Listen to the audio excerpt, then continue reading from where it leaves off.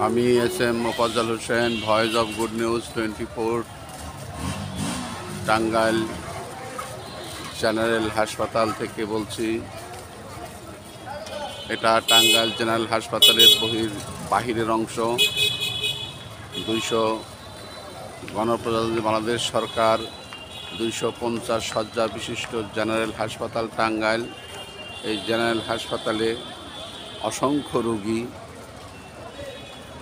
জেলার বিভিন্ন প্রত্যন্ত অঞ্চল থেকে এখানে এসে ভর্তি হয় এবং আপনারা দেখতে পাচ্ছেন এই আমার সম্মুখে 18 তলা বিশিষ্ট মেডিকেল কলেজ হাসপাতাল। এটা পূর্বের নাম ছিল শেখ হাসিনা মেডিকেল কলেজ হাসপাতাল। 5ই আগস্টের পর থেকে এই হাসপাতালের নাম মেডিকেল কলেজ হাসপাতালের রূপান্তর ঘটেছে। এটা স্থাপিত হয়েছে 2024 সালে। এটা স্থাপিত হওয়ার পরে এখনও সম্পূর্ণভাবে এর কার্যক্রম শুরু হয়নি। আমরা আশা করি জনগণের স্বার্থে, জনগণের কল্যাণে এই হাসপাতাল অত্যন্ত গুরুত্বপূর্ণ ভূমিকা রাখবে। আপনারা জেনে আশ্চর্য হবেন, এখানে মানুষ প্রতিদিন হাজার হাজার লক্ষ লক্ষ মানুষ এখানে এসে ভিড় জমায়।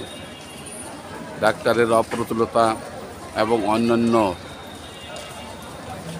সেবা দানকারী লোকদের অপ্রতুলতার কারণে মানুষ সঠিকভাবে চিকিৎসা না পাওয়ায় এই হাসপাতালের চারিদিকে রয়েছে প্রায় 86টি ডায়াগনস্টিক সেন্টার এবং হাসপাতাল।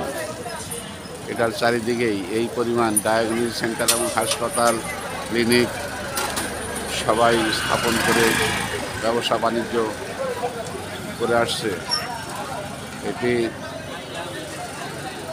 এই হাসপাতালটি দেখতে পাচ্ছেন প্রতিকৃতি উন্মোচন করেন জনাব মোহাম্মদ নাসিম এমপি, মাননীয় মন্ত্রী, স্বাস্থ্য পরিবার কল্যাণ মন্ত্রণালয়, গণপ্রজাতন্ত্রী বাংলাদেশ সরকার। এটা জনাব আব্দুল টাঙ্গাইল জেনারেল হাসপাতালের ভিত্তিপ্রস্তর স্থাপনকারী গণপ্রজাতন্ত্রী বাংলাদেশ সরকারের সাবেক স্বাস্থ্য স্বরাষ্ট্রমন্ত্রী মরহুম জননেতা আব্দুল মান্নান এমপি মহোদয় 17 মার্চ 1974 তারিখে এর উদ্বোধন ঘোষণা করেন। এই হাসপাতালটির বহির্বিভাগে বাহিরের অংশটুকু আমি আপনাদের দেখাচ্ছি। কী পরিমাণ লোক, কী পরিমাণ জনসাধারণ, কী পরিমাণ রোগী এখানে এসে ভিড় জমান এবং স্বাস্থ্যসেবা নেওয়ার জন্য, তাদের জীবন রক্ষার জন্য এই হাসপাতালে আসেন, চিকিৎসা নেন। এবং আমি যতদূর জানি এই হাসপাতালে সেরকমভাবে ডাক্তার এবং সেবাদানকারী নার্স সহ অন্যান্য কর্মী বাহিনী অপ্রতুলতার কারণে অনেক কিছু সুষ্ঠুভাবে চিকিৎসা সেবা হয়ে ওঠে না। তাই আমি কর্তৃপক্ষের কাছে দৃষ্টি আকর্ষণ করব, এই বৃহৎ এবং মানসম্পন্ন হাসপাতালটি অতি সত্বর দ্রুতভাবে এই হাসপাতালের চাহিদা মোতাবেক জনবল নিয়োগ করে এর একটা বিহিত ব্যবস্থা করার জন্য আমি কর্তৃপক্ষের দৃষ্টি আকর্ষণ করছি। আমি এও দৃষ্টি আকর্ষণ করছি সাধারণ খেটে খাওয়া মানুষ যখন এই হাসপাতালের গেটে এসে বিভিন্ন দালাল খপ্পরদের কবলে পড়েন, দালাল মুক্ত এবং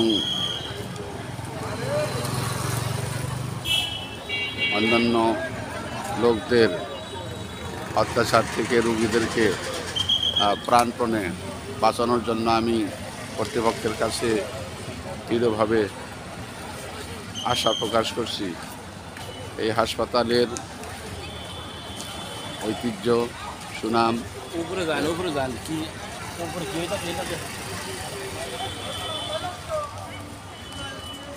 আমি কিছুক্ষণের মধ্যেই উপরে যাব।